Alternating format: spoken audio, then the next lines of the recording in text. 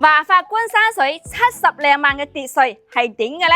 今日我哋睇下入嚟呢係有幾個方嘅花園，建築面積呢係102方嘅。我哋呢係要行條樓梯上到2樓嘅。呢個呢就係呢個戶型嘅一個缺點嚟嘅。上到2樓，我哋可以睇到呢個露空嘅位置。咁後期呢係要倒水泥石屎嘅。呢度呢就變成我哋一個餐廳嘅位置。咁上邊呢就去變成我哋房間有個露台嘅。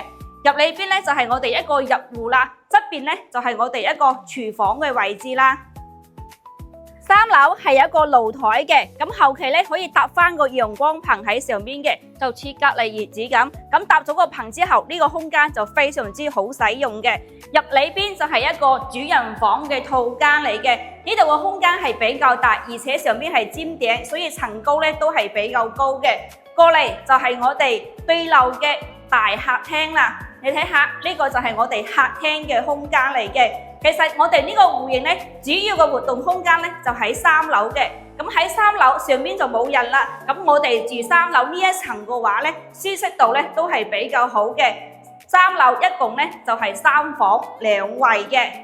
呢條巷入住率咧都非常之好噶，你睇下門口啲花花草草打理都係非常之好，再加上咧嘅行出停車位置都係比較近嘅。呢個戶型102方，性價比係比較高嘅，你俾10萬嘅首期，月供2000幾蚊就可以入手啦。不過唯一嘅缺點咧就要行條樓梯比較長，但係幾都有優點嘅，佢係最上面一層。活動空間都係最上面一層，所以都唔怕人哋去影響到你嘅。如果你都中意呢啲戶型嘅話，又要揾性價比高嘅，咁你就可以睇佢啦。